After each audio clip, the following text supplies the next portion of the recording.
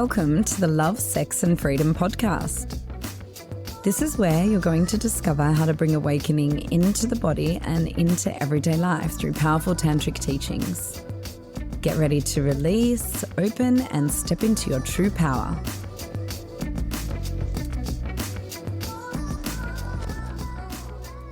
So if you knew how to change this thing, you probably would have changed it by now, right? So there's usually something unconscious connected to what it is that we're trying to shift that we're not aware of.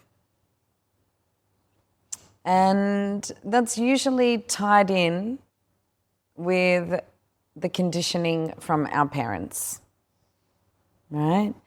And we have to really go through a process of giving back to them what's not ours actually, and claiming and finding what is. So, you know, I've kind of talked about my work addiction and my tendency towards service, and it's shifting and changing, but the layers are always deepening, right? And one of the biggest layers I went through, I think I said I'm working about 1/10 as what I was working a few years ago. And the biggest belief that I had, which was passed on from my dad, is what was impacting that. You know, focus on what you can give, not what you can get. And for life to have meaning, you need to be in service to something bigger than yourself, which is, it's great that that was instilled in me to some extent, but that conditioning is very deep. So it's not actually, I need to work with what's conscious. It's not that I need to work with I need to stop prioritizing work and then at a 3D level carve out more time for other things than work, because I'm just trying and pushing and applying my willpower, which also is important. But there's a difference between willpower and self-will. And self-will is the will that comes from the true self. So willpower depends on commitment and discipline and following through, right? Which you 100% need in order to make a change, to become more of who you are. So always remember that any change that's not making you more of who you are is not a change that you want to make, because you never want to change your essential nature just because someone else thinks you should or society thinks you should. But self-will comes from this place of, okay, when I'm connecting to myself, when I'm feeling how exhausted I am, when I'm feeling how much me prioritizing work impacts Matisse and Jaleb and used to impact Sadell when she was living with me, then actually what starts to develop is this will from the self that wants to become more of who I am without that conditioning, because I can actually feel internally inspired. I've got my why. Often when we're operating from willpower alone, the why is not coming from a deep sense of self and connecting with self. It's coming from another, I have to do this, right? And I've got to do what needs to be done in order to make this change. And then we have self-will, which is a much more internal process. So, funnily enough, my process at the moment is shifting that will from doing it for my kids and Matisse to doing it for me. And then that brings up all other beliefs, right? So it's like, if I'm doing this for me, What's that? Like, and at the moment, I'm looking at that. I'm looking at, okay, if I'm to really come into deeper rest and work less, not for Matisse and the kids, but for me, what's the belief that arises? Oh, that I'm selfish. Now, I wasn't conscious of that. So it's this exploration of getting more and more curious. So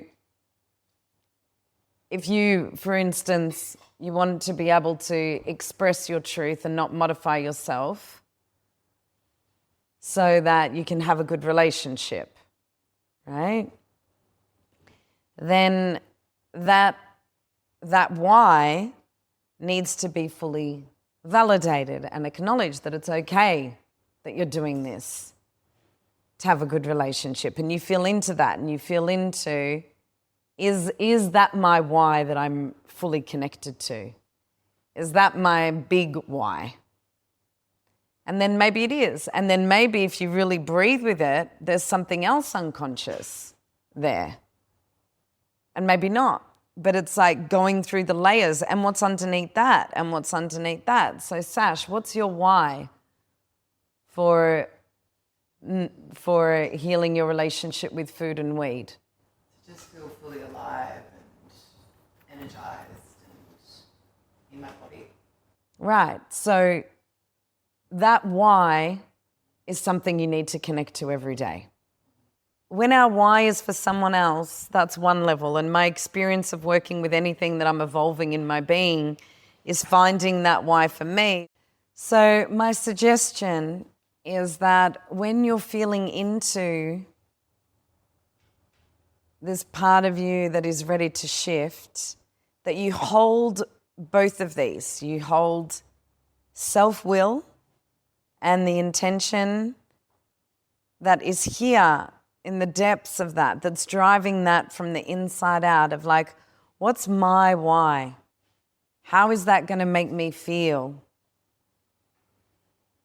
And then, so, you know, a layer could be, it's going to make me feel better because the people I love will feel better.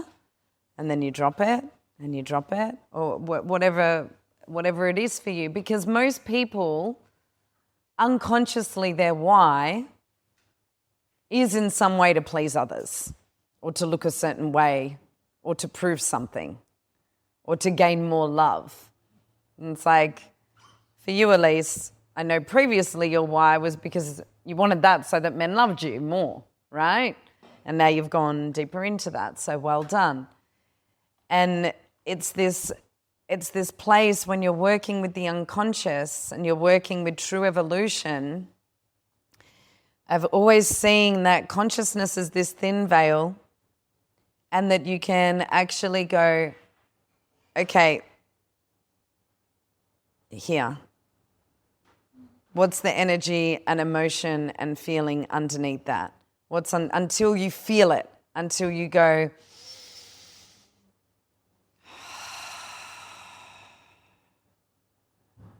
okay, that's it. And then it's not being under the illusion, as I said earlier, that is going to be easy. So then you need to find your pathway to that, right? And that's where you're holding your willpower. So for me to work less, I have to say no to the endless visions and opportunities that come my way to work, that sometimes I just won't even think about it. I'll say yes, and then Matisse will go, are you really doing that? Right before Living Tantra Retreat? Is that really what you've just committed to in his own way? But it's just so automatic for me, right? So the automatic response is what needs to shift. So Sadal, it might be automatic for you to respond in a controlling way. Patty, it might be automatic for you to close to people and just do what needs to get done. So it might be automatic for you to just swallow back to get love. It might be automatic for you to go for the weed or the food or the starvation, right? And so these automatic responses actually require our conscious attention as a daily practice, especially for the big things. Because when something gets really comfortable, like keeping a distance or like grasping for someone's love, like working your ass off or getting really busy or just going with the flow. You know, there's all of these opposites. So, you know, you ask yourself, usually the first one you go to is father, if you're a man, mother, if you're a woman. But for me, and obviously Patty, and I think Matisse has this too, it's actually the parent who's closest to you or who you respect or feel safest with that you end up modeling as a child, right? So often it will be that parent. And then you go, okay, so how is this shift in me that I'm wanting to create in my life connected to the conditioning I received from one or both of my parents? Oh, let me check out how they were in life. Because actually, the reason that your parents trigger you so much is either because they're holding something that you hold and you hate that about yourself, and even though you may run it in a different way, it's the same piece, right? So my biggest frustration with my father is that he always put everyone else first, especially his service and his partner. And that meant that he didn't protect me in certain situations, even though he was a beautiful, amazing man who did the best that he could. And then what am I doing? Hello? Right? It's also the thing I loved most about my father and admired. I remember I would go into his office and there was never a week that his desk didn't have at least 5 or 6 cards from people, because in those days it wasn't messaging, saying how much he's changed their life. I get messages every day thanking me for changing someone's life. And because as a child, that was my association with oh, wow, look what my dad's doing. He's so amazing. Unconsciously, that's there now. That's what makes an amazing person, right? And it does. But also there's this other side of things that he didn't possess, and neither did my mum, that actually what makes an incredible person is someone who can relax and receive and have a lot of fun and prioritize that. And I did this practice with myself once where I looked in the mirror, and this is a good one to do, and just said, prioritizing joy and play isn't selfish. Prioritizing play and joy and self-nourishment is an integrous thing. It is full of value and meaning. And I literally went and threw up. That's how much it did not resonate with me. And so that prayer, but when I go to my true self, when I feel my little girl, when I'm in moments of complete stripped away and I've done a big process, the deepest longing that I have is to just relax and let everything go and finally just focus some attention on me. And of course, part of that is having a community where people can come, and the service part of my being is never going to go. But what has arisen out of this process is that I want to support people not in environments where it's forced or where people are having to pay or people are having to employ my services, that they're coming and they're part of mine and Matisse's life and they're just feeling the good vibrations, and a different way of life where nothing is suppressed, where we're playing music, where we're connecting to good food, where there's healthy, we're loving each other. That's what actually feels like my true self. But that's not my parents. And so that's not what's comfortable for me. So there's a split in my being between conditioning and my true self. and there's going to be a split in all of your beings. So take a deep breath, release,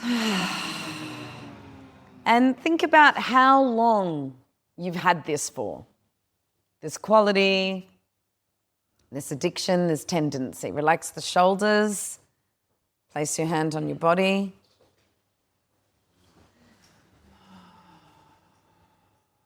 And without any judgment, just reflect. How long have you wanted this to shift for? How long have you wished this would be different?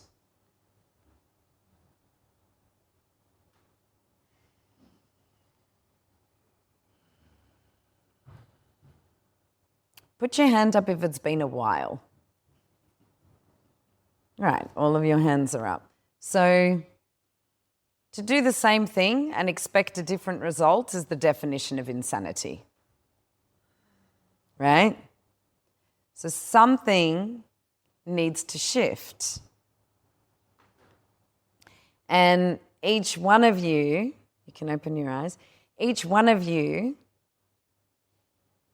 it will be something different, right? So for me right now, the willpower part is when someone makes a request or when I get an application to work with me or an offer or there's an opportunity to be of service, I take a deep breath and I catch myself before the automatic response and I breathe and I feel first and I run it by Matisse. That's my promise to myself. The other thing I'm doing is having long periods of time where I'm not looking at my phone. The other thing I'm doing is having a complete break right now from responding to any messages or any new ideas I get, not writing them down. This is extremely difficult. But as I've been on the path of working with this, I'm discovering what gets in the way. And that's what you need to do. You need to discover what gets in the way, and you need to do something about what's getting in the way, right? And you need to begin a process of elimination of all of the ways that habit gets to stay there. Does that make sense?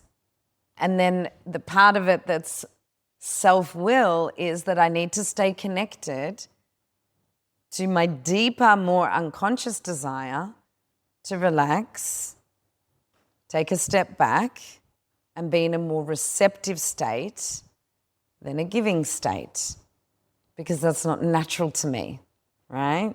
So in that, I'm feeling into, because it's so much, whatever we're desiring that's not our natural automatic response is so much deeper than the top layer. Because actually I can feel on the top layer that what I want to do is keep being of service and keep doing what I'm doing, right?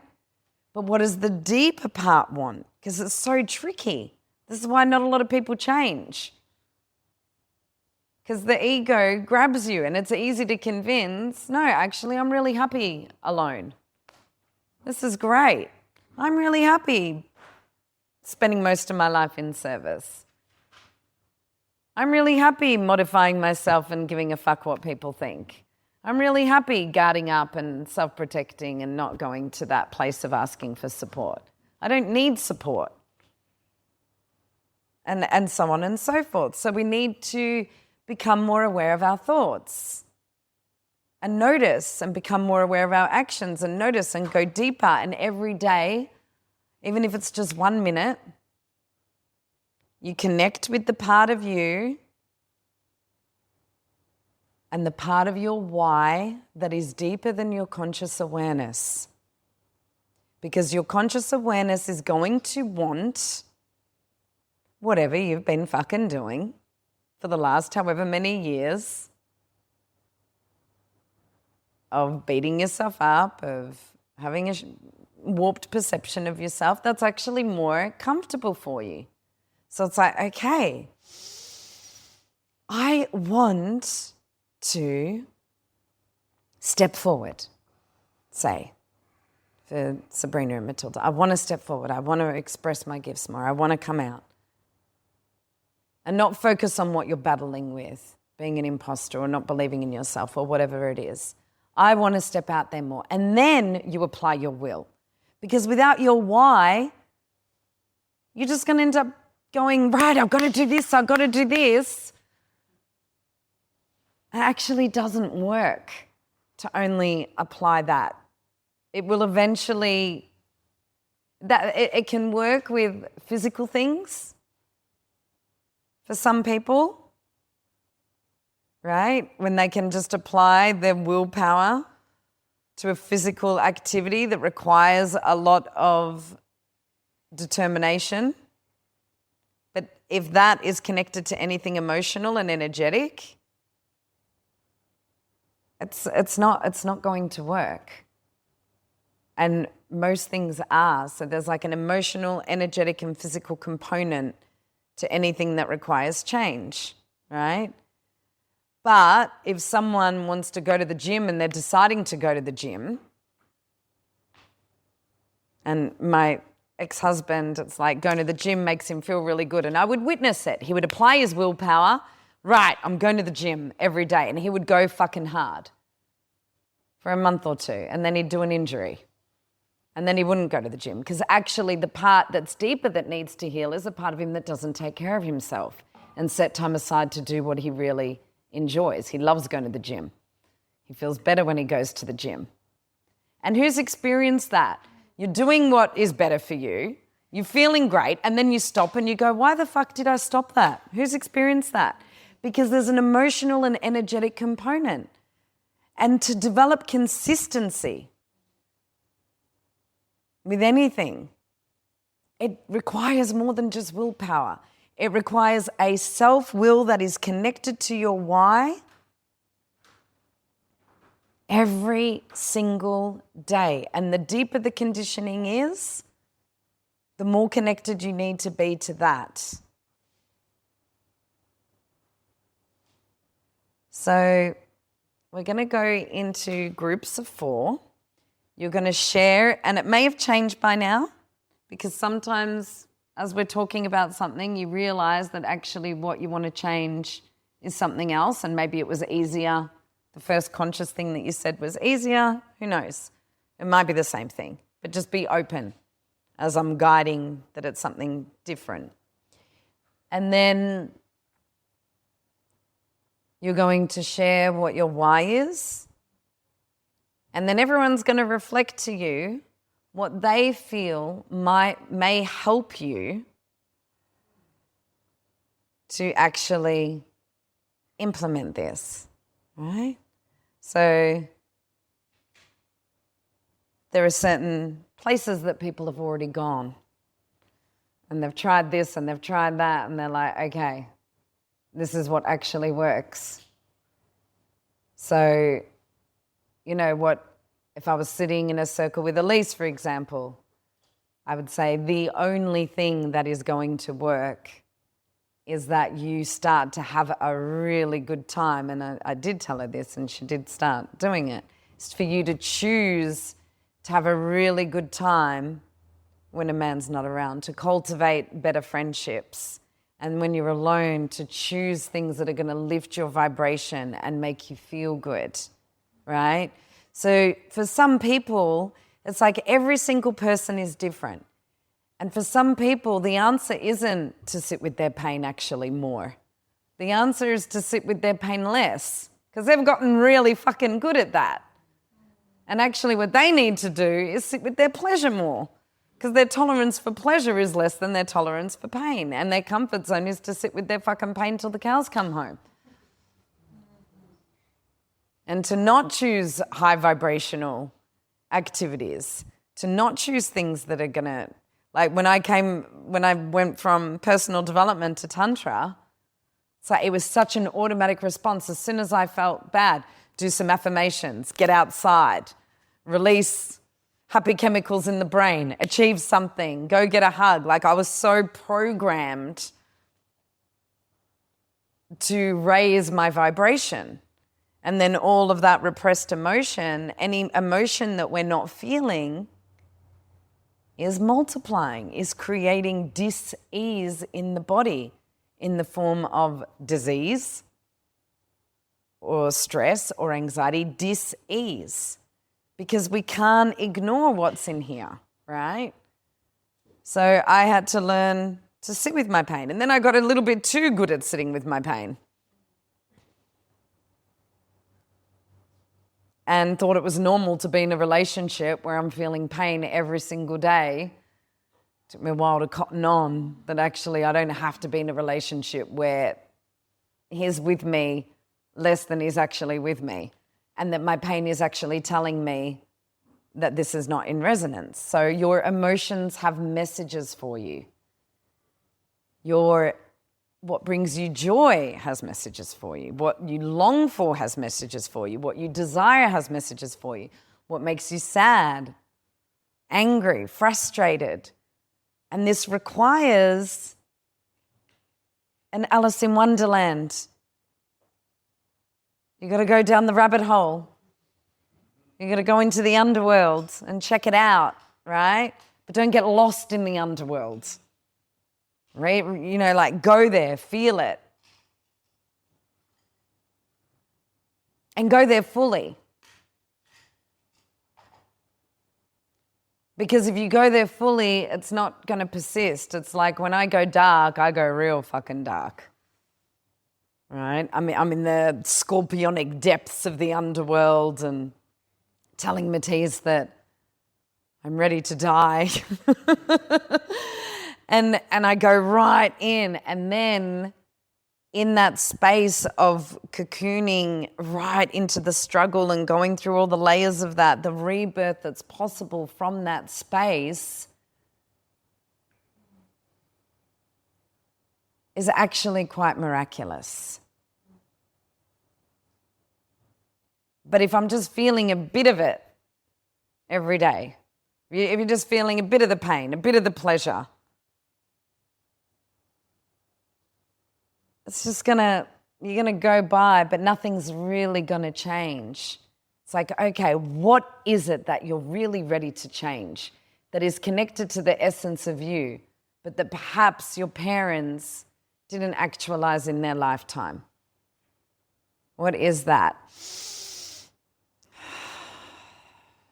I'm going to spend most of my time relaxing and in my joy and in my naturalness.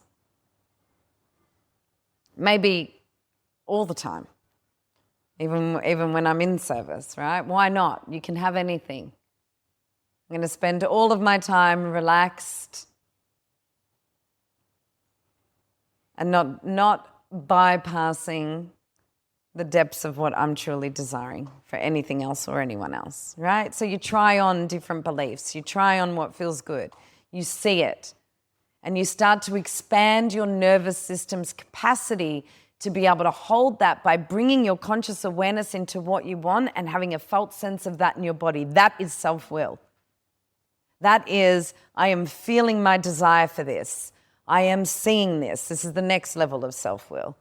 And I'm feeling that. And I'm feeling my why through my whole body. So the first step of self-will is to become aware of what your why is. The second deeper step, I wasn't going to say till after you did the practice, but fuck it feels like it's here, is to actually know that the impossible is always possible and that there is a quantum field where anything can be healed, created, and received, and that whatever you see, whatever you can see, whatever you can believe, can actualize, right? And people have done way more miraculous things than, you know, expand into a space of I can live a really relaxed life and prioritize myself. People can bend spoons, people can heal cancer, people can lift cars and save children when, you know, their body weight wouldn't usually be able to lift a car. Like, you know about the miracles that can happen. We hear about the miracles that can happen. You've got this. You can do this. But do it for you. Do it from a place of deep connection to here. And like, I want to feel alive every day. I want to feel alive. I want to feel vibrant. I want to feel healthy, right? And if you can't connect to that truly, it's not it. Because sometimes we're saying something, but it's not actually it. So make sure that when you feel that, it's true to you.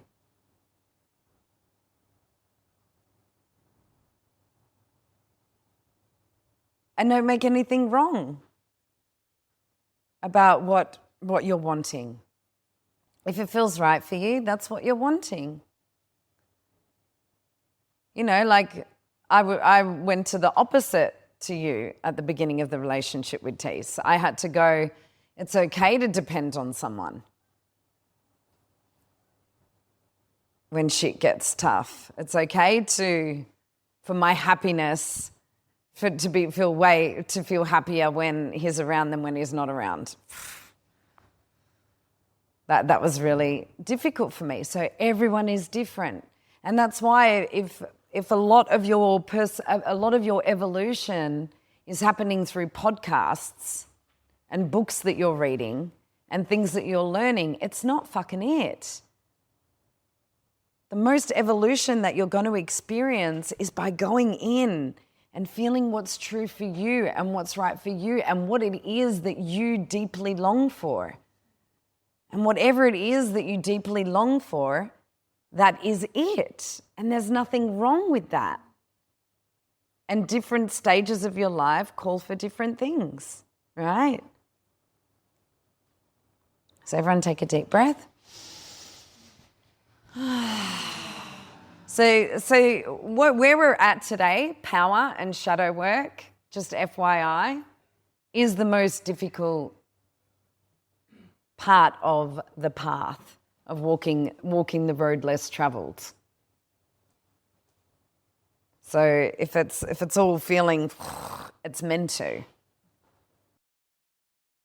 And one of the things that really pisses me off is when people say, oh, my imposter shadow is coming up. You've just said what your shadow is. It's not a fucking shadow, right? By very definition of the word shadow, it is what's unconscious. So maybe it was a shadow and you become conscious of that shadow and you're consciously working with what's been a shadow for a while. And this is why I'm steering away from terminology, because without a deep understanding of the terminology, it's actually not getting us anywhere. It's just more bypass and excuses, right? Your shadow is what's unconscious and what can't be seen by you. Thanks for listening to the Love, Sex and Freedom podcast. For more great free resources, in-person and online workshops, and our retreats, find us on Instagram and Facebook at Embodied Awakening Academy or visit embodiedawakeningacademy.com.